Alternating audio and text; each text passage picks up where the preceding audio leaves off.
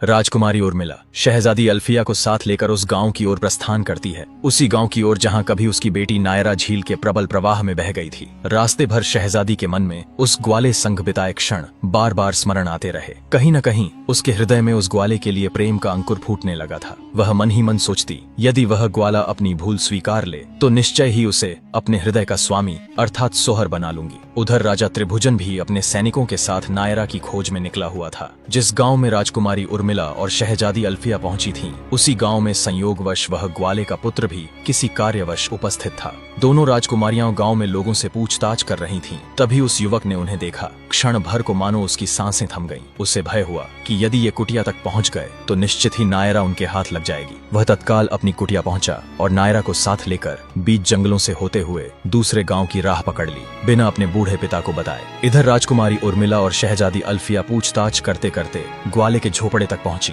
उन्होंने ऊंची आवाज में पुकारा। ग्वाला उस समय अपनी गायों को चारा डाल रहा था। आवाज सुन वह बाहर आया। सामने शहजादी को देख एक पल को स्तब्ध रह गया। उर्मिला बोली, तुम हमें देखकर इतने विचलित क्यों प्रतीत हो रहे हो? ग्वाला घबराहट छुपाते हुए बोला, न नहीं रानियों, अचानक देवियों समान आपका दर्शन हुआ, इसलिए मैं अचंभित हो उठा। मैं तो धन्य हो गया। शहजादी अल्फिया ने सीधा प्रश्न किया, क्या तुमने यहाँ किसी अनजान बालिका को देखा है? ग्वाला सहम गया, समझ गया कि ये अपनी नायरा की खोज में आई है। वह झूठ बोलता हुआ बोला, नहीं रानी साहिबा, मैंने किसी बालिका को नहीं देखा। मैं तो केवल अपने पशुओं की सेवा में लगा रहता हूँ। तभी गांव का ही एक व्यक्ति बोल पड़ा, अरे भाई, जो बच्ची तुम अपने बेटे की मौसी के घर से लाए हो उसे ही बाहर लाकर दिखा दो, रानियों को भी संतोष हो जाएगा। यह सुन अल्फिया चकित रह गई। उसने दृढ़ स्वर में कहा, कौन सी बच्ची, किसकी मौसी? सत्य स्पष्ट कहो। तब ग्वाले ने उसी प्रकार झूठी कथा सुनाई जैसी उसने गांव वालों को सुनाई थी और स्वयं को निर्दोष दर्शाने की चेष्टा की। सारी बात सुन उर्मिला बोली, चलो बहन, यह इसकी समस्या है, हमें अब प्रस्थान करना चाहिए। दोनों वापस महल की ओर लौटने लगीं। इधर ग्वाले का पुत्र नायरा को साथ लिए दूसरे गांव पहुंचा ही था। संयोगवश वही गांव वह था जहां राजा त्रिभुजन अपनी सैनिक सेना के साथ नायरा की खोज कर रहा था। भटकते भटकते राजा त्रिभुजन की दृष्टि उस युवक पर पड़ी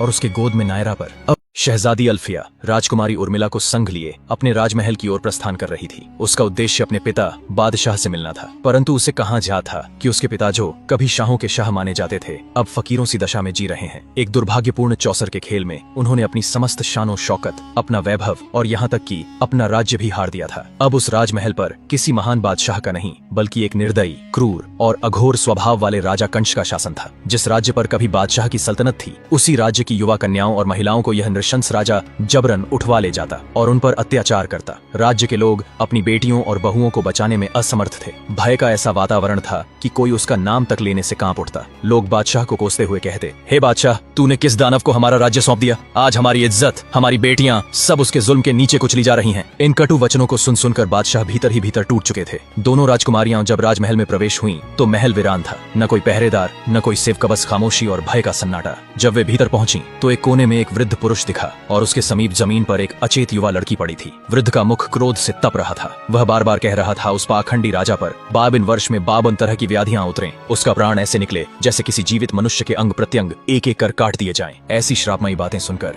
दोनों राजकुमारियां स्तब्ध रह गईं। शहजादी अल्फिया ने आगे बढ़कर विनम्रता से पूछा, चाचा, आप मेरे पिता बादशाह के विषय में ऐसी कटु बातें क्यों कह रहे हैं? वृद्ध ने क्रोध से भरकर उत्तर दिया, अरे पुत्री, तुम्हारे ही कारण तुम्हारे पिता ने हमारा जीना हराम कर डाला है। तुमने क्या समझा था? उनका पाप इस राज्य को नहीं निगलेगा। शहजादी ने शांत स्वर में कहा, कृपा कर संपूर्ण सत्य बताइए चाचा। पर वृद्ध ने गरजते हुए कहा, दूर हो जाओ मेरी नजरों से, और यदि सत्य जानना है तो अपने पिता से पूछो, वह यहीं किसी बाजार में मजदूरी कर रहा होगा। यह सुनकर दोनों राजकुमारियां घबरा गईं और बादशाह को खोजने लगीं। कुछ ही देर में पता चला कि बादशाह पास के बाजार में एक साधारण ठेला चलाकर अपनी जीविका चला रहे हैं। उधर दूसरे राज्य में त्रिभुजन सिंह की दृष्टि एक व्यक्ति और उसकी नन्ही पुत्री नायरा पर पड़ी। उन्होंने घोड़े से उतरकर पूछा, यह बालिका किसकी है और तुम कहाँ के निवासी हो? नायरा का पिता सहम गया और बोला, हुजूर, मैं पास के गांव का रहने वाला हूँ, किसी काम से यहाँ आया था। यह मेरी बेटी है। नायरा कुछ बोलने ही वाली थी कि उसके पिता ने झट उसका मुंह दबा दिया। त्रिभुजन सिंह को संदेह हुआ। उन्होंने कारण पूछा तो वह व्यक्ति झूठ मूठ कहने लगा, हुजूर, यह लड़की सबसे सोने के सिक्के मांगती है, इसी कारण मैंने इसे चुप कराया। त्रिभुजन सिंह को उसके शब्दों पर विश्वास न हुआ, पर अभी के लिए उन्होंने उसे जाने दिया। जब शहजादी अल्फिया की दृष्टि अपने पिता बादशाह पर पड़ी तो वह क्षण भर को जड़ हो गई। जिस व्यक्ति को उसने जीवन भर एक महान वैभवशाली बादशाह के रूप में देखा था, आज वही अपने हाथों से मजदूरी करते हुए दिखाई दे रहा था। अल्फिया और राजकुमारी उर्मिला दोनों उसके सम्मुख आकर खड़ी हुईं। बादशाह ने जैसे ही अपनी पुत्री को देखा, वह स्वयं को रोक न सके और उसे अपने आलिंगन में भर लिया। एक पिता अपनी बेटी की जुदाई का समावेश कभी सह नहीं पाता। आंखों में आंसू लिए बादशाह बोले, बेटी, बिना बताए कहाँ चली गई थी तुम? तुम्हारी जुदाई के दुख में मैं सब सब कुछ खो बैठा और अब उसी पाप की सजा मुझे ही नहीं बल्कि इस पूरे नगर को भुगतनी पड़ रही है। राजकुमारी उर्मिला आगे बढ़ी और बोली, महाराज यह सब कैसे हुआ? कृपया समस्त घटनाएं विस्तृत रूप में कह सुनाएं। बादशाह समीप खड़े एक बड़े वृक्ष के नीचे बैठ गए और अपनी दारुण कथा कहना आरंभ की। एक दुष्ट राजा ने छल पूर्वक मेरे समीपता बढ़ाई। उसकी 6 पत्नियों ने मुझे प्रलोभन देकर मुझे खूब मदिरा पिलाया, जहाँ उन्होंने मुझसे दुराचार, रंडीबाजी, जुआ और मदिरा पान जैसे अधर्म करवाए। दिन ब दिन मेरा स्वाभिमान घटता गया और संपत्ति क्षीण होती गई। और फिर वह दुर्भाग्यपूर्ण दिन आया जब उसने मुझे चौसर के खेल में फंसाकर मेरा राजपाट, मेरा महल, मेरा सब कुछ हड़प लिया। मैं राजा से भिखारी बन गया और यह राज्य एक पापी के हाथों में चला गया। दास्तान सुनकर उर्मिला बोली, महाराज यदि समय पीछे लौट सके, यदि आपकी खोई हुई धन दौलत इजाद आप तक पुनः आ सके तो? बादशाह ने एक फीकी मुस्कान के साथ कहा, पुत्री ऐसा होना असंभव है, पर यदि प्रभु की कृपा से ऐसा हुआ तो इस बार धन के मोह को मैं कभी अपने विवेक पर हावी न होने दूंगा। उर्मिला दृढ़ स्वर में बोली, जिस प्रकार उस पापी ने छल से आपका राज्य छीना, उसी प्रकार मैं भी उससे छल पूर्वक वही राज्य पुनः प्राप्त करूंगी। शहजादी अल्फिया ने चिंतित होकर कहा, बहन वह अत्यंत क्रूर राजा है, हमारी जान भी क्षण भर में ले सकता है। हमारा जीवन अब इसी गांव के लोगों की तरह बीतेगा। उर्मिला ने उसका हाथ थामकर कहा, क्या तुम्हें मुझ पर विश्वास नहीं? अल्फिया ने उत्तर दिया, विश्वास मुझे सबसे अधिक तुम पर ही है। उर्मिला ने कहा, तो जैसे मैं कहूँ वैसा ही करती चलना। मैं तुम्हें तुम्हारा राजमहल पुनः दिलवा कर रहूंगी। उधर दूसरी ओर नायरा का पिता अपनी पुत्री को लिए नगर के कोने कोने में भटक रहा था। वह इस नगर में एकदम अजनबी था। त्रिभुजन सिंह को उस मनुष्य पर संदेह हो गया था और उन्होंने कुछ सैनिकों को उसकी निगरानी में लगा दिया। भटकते भटकते वह एक वृक्ष के नीचे थक कर बैठ गया और आसमान की ओर देखकर बोला, हे ऊपर वाले, इस नंगी जान को मैं अपनी बेटी को लेकर इस अजनबी नगर में कहां कहां घुमाऊं? कुछ देर में इसे भूख भी लगेगी, मैं इसे क्या भोजन दूंगा? इन्हीं चिंताओं में डूबा वह वहीं बैठा बैठा नींद के आगोश में चला गया। उधर राजमहल में राजकुमारी उर्मिला शहजादी अल्फिया को अपनी समस्त योजना समझा रही थी।